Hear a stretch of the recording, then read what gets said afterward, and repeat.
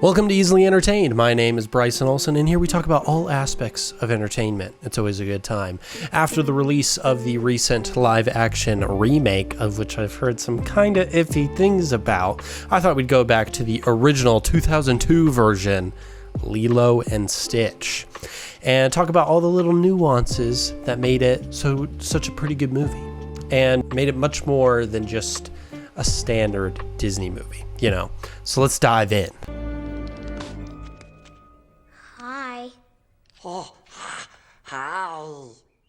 So first off, the story of Lilo and Stitch is the tale of two weirdos, which I think is a hilarious way to describe it, and I think it's a bit extreme, but I do think it's really funny to say. But I do think it's kind of accurate. The two main characters, obviously, in the movie are Lilo and Stitch, who are two outcasts in their worlds that they come from. And that lets them interact with each other in very interesting ways. They kind of parallel each other. While Stitch is kind of chaotic and a bit of a menace, Lilo can be as well. But she's, just a girl, just like a 5-year-old, maybe like 8, something like that. She's young. But anyways, they're just two outcasts in their little world. Lilo is living with her sister after her parents died. Stitch is a failed experiment who was exiled and escaped to Earth, and both don't really feel like they can fit in anywhere, and they lash out when things don't go their way or don't go in ways that they really wish. Lilo, you obviously see this in quite a few ways. She has her little quirks that everyone thinks she's kind of weird for, like feeding Pudge the fish a peanut butter sandwich every Thursday. And she tries to get to her dance class and struggles to make it there on time, but then she's all wet because she went swimming to give the fish a sandwich, and then she gets in a fight because she accidentally causes the dance to mess up a little bit, and then has an argument with some of her friends, and then it kind of goes a little bit crazy. But then at home, she's also lashing out because she feels like she's connecting with her sister, but also it's that time in her life where she's like, I don't like that my sister is basically my mom, but that's kind of what has to happen. And so she lashes out. It's not what she wants, but her emotions, she doesn't really know how else to do things with. Stitch, obviously, like I said, he's a failed experiment. He was not supposed to be created. He was supposed to be destroyed or exiled, and he escapes to Earth. And he obviously doesn't fit there either because he's just this weird little alien guy with a mind for self-destruction.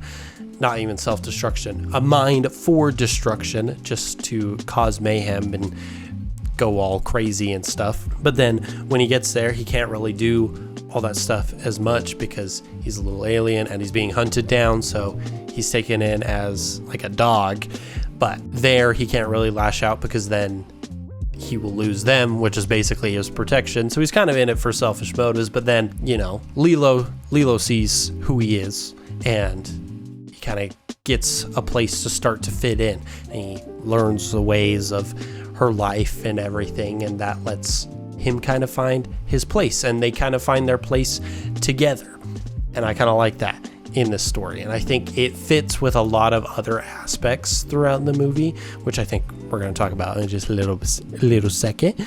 But I just like the idea of bringing these two outcasts from two completely different worlds together, and they're two completely different kinds of situations, and I think it helps feed into them a little bit.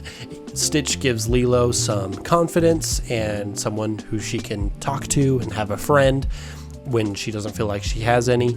Lilo gives Stitch the opportunity to be good and do something that's not just destructive but constructive as well, and I think it's awesome. I think they do a great job of showing that in this movie, and it just lets them be their own people. I think it's great. Like, they rely on each other but not too much, It's nice to live on an island with no large cities. The other part of Lilo and Stitch that I really like, that I've also seen a lot of other people talk about, and that's kind of what led me to really want to talk about Lilo and Stitch for this episode, is the underlying stuff of like colonialism in Hawaii. This movie takes place for most of its entirety on Kauai, which is one of the islands of Hawaii, and it's one that doesn't have a lot of large cities. They even say that in the movie, and that drives Stitch insane because that's where he likes to cause his little mayhem. But they don't have a lot of large cities in Kauai. I have been there. So beautiful. But that is a problem that the movie kind of shows. It's the tourism in Hawaii. And they've cut out a lot of stuff in the actual movie, but there are like plenty of deleted scenes that cover it even further. But basically Lilo feels like a commodity to the tourists. She's a native, so it's exciting and people are like, oh my gosh, that's so cool. And they view her as a tourist attraction for their amusement and not as an actual person who had their own life outside of tourism, so this movie tries to show little bits of that. It's obviously a bit more Disney-ified now than it is than it had the idea of being, but the subtext is still there. So there's the big example that everyone knows. It's the fat guy with the ice cream. He's got his sunburn where he's super white, where his tank top would be, and he's just eating ice cream and just kind of chilling there. And then you have Lilo, who is taking pictures of the tourists, and she keeps them on her wall because that's how she feels like she can cope with her beautiful island home being overrun by all these colonists, basically. And then you have also in the movie, you have a government worker from the United States coming to threaten and potentially take Lilo away from Nani. And I think it's an interesting little way to show what is actually happening when basically invaders come and take over a land. Lilo's kind of coping by doing the tourist thing right back at them. She's like, oh, look at the tourists, they're so fascinating. But then she's also just fascinated by unique things in her world. There's obviously the tourists, but then she meets Stitch, and Stitch is fascinating. He's a weird little dog that is not like other dogs. He can talk and do all these crazy things, and that's really exciting. And so she gets to kind of view him almost like a tourist. He's a little commodity for Lilo almost. And it's just interesting. There's a deleted scene that I really like where she gives a tsunami warning to all of these people that an alarm is about to go off of it's a test to make sure the tsunami alarm works. And so she's like, if that alarm goes off, you better run, you're all gonna die. And then it freaks them all out. And then she meets with Cobra Bubbles, who is like, bro, what the heck are you doing? She's like, if you lived here, you would understand. And that is huge. And I know that's not actually in the movie, so obviously it doesn't technically count as part of the movie, but you can tell that when they were making the movie, that idea was a big part of it. So being able to show what it's like for tourists to be constantly focusing on these natives who are just trying to live their lives is a bit uncomfortable, maybe is the word I'm trying to think of. But it's interesting to show in a story like this, especially from a young girl's perspective. She's just growing up and that's what she's experiencing, and that probably adds to the outcast feeling that she has. And so when Stitch comes along, she almost has her own little tourist attraction essentially, and it's just for her. But what's also interesting about Stitch in this kind of scenario is not only is he kind of like an attraction in that way, but also to Lilo, he's a blank slate. Okay, he doesn't have any real purpose other than to destroy things. So she can kind of just mold him into her perfect friend. Essentially, he doesn't have any previous biases of her like the tourists do, where they're like, ooh, a little native, or all of her friends and stuff that see her as the outcast with dead parents who acts a little weird, that kind of gives her an opportunity to actually feel like she has something for herself. And it's not just, oh, I'm by myself, I don't have anyone, I get treated like a little attraction, it sucks. And so I like that little aspect of Lilo and Stitch as well. I think it's awesome. This creature has been sentenced to life in exile. Okay, the last little part that I really like about Lilo and Stitch is knowing about the behind the scenes of making it. I got to watch another video on this, which I thought was really cool. So Chris Sanders, who created Lilo and Stitch, he also created the Wild Robot, and you can kind of see some of the similarities in there, you know, some weird monster crash landing on this little paradise. In the Wild Robot's case, obviously machine meeting nature, but in Lilo and Stitch's case, little alien monster meets island paradise with cool little Lilo. Yeah, you know. But what I found really interesting is that Lilo and Stitch was developed pretty much entirely outside of the executive order. And I feel like it makes sense because Lilo and Stitch is pretty freaking good. And hearing that the execs had pretty much no connection with the making of the movie, they were just kind of left to develop it on their own. Awesome.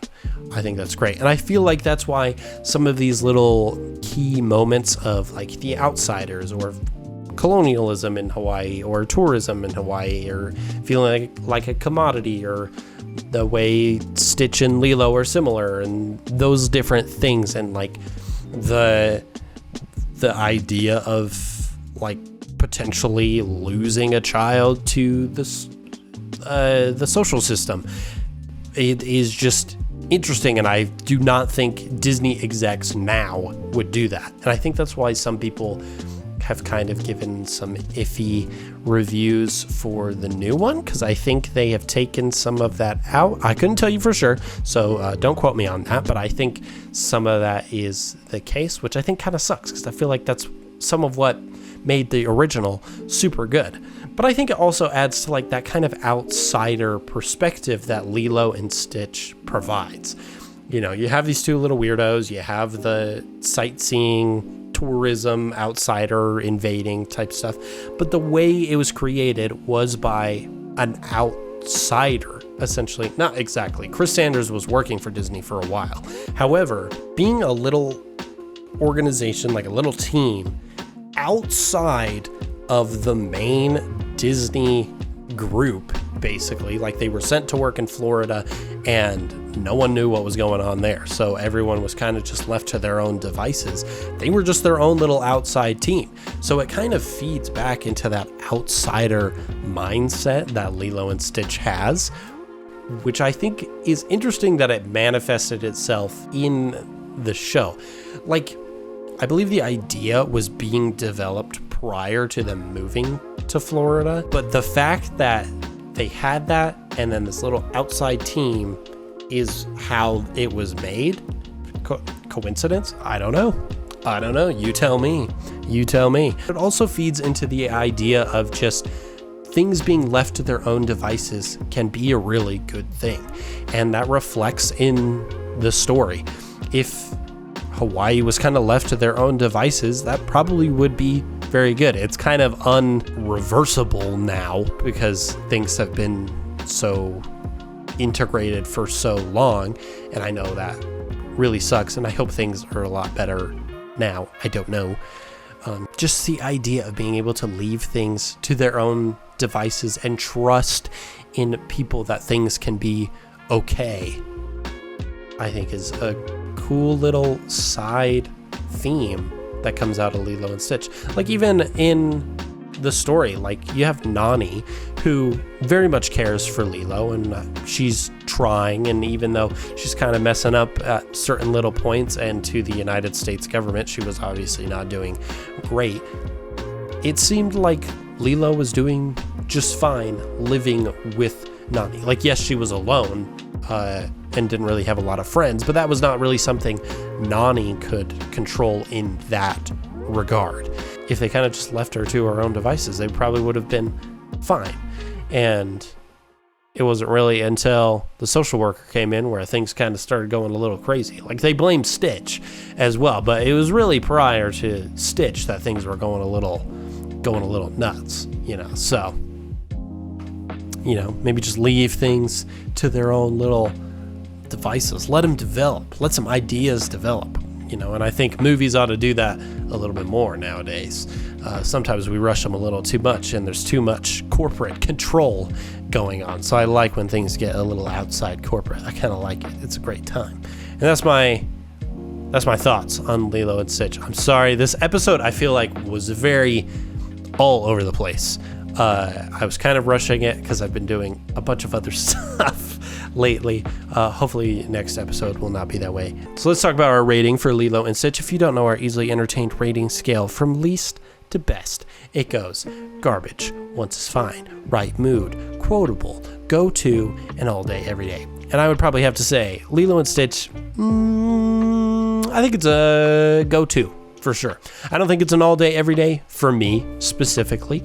Maybe it's because I watched it a million times as a kid, which, it's not a bad movie, but sometimes you get sick a little bit of watching good movies over and over again. Sometimes that makes you a little sick of them, but I've come to appreciate it now more as an adult, which I think is great. So yeah, I think it goes as a go-to for me for now. Could always change. Could become an all day, every day for me. If you have a different rating, let us know down in the comments below. And that's it for this episode. I hope you enjoyed this episode of Easily Entertained. And if you did, leave a like and subscribe so that you can be notified of all new episodes when they release every Tuesday. It's always a great time. And if you have suggestions for entertainment topics that you'd like to hear me talk about, go ahead and leave them down in the comments below as well. But until next time, bye!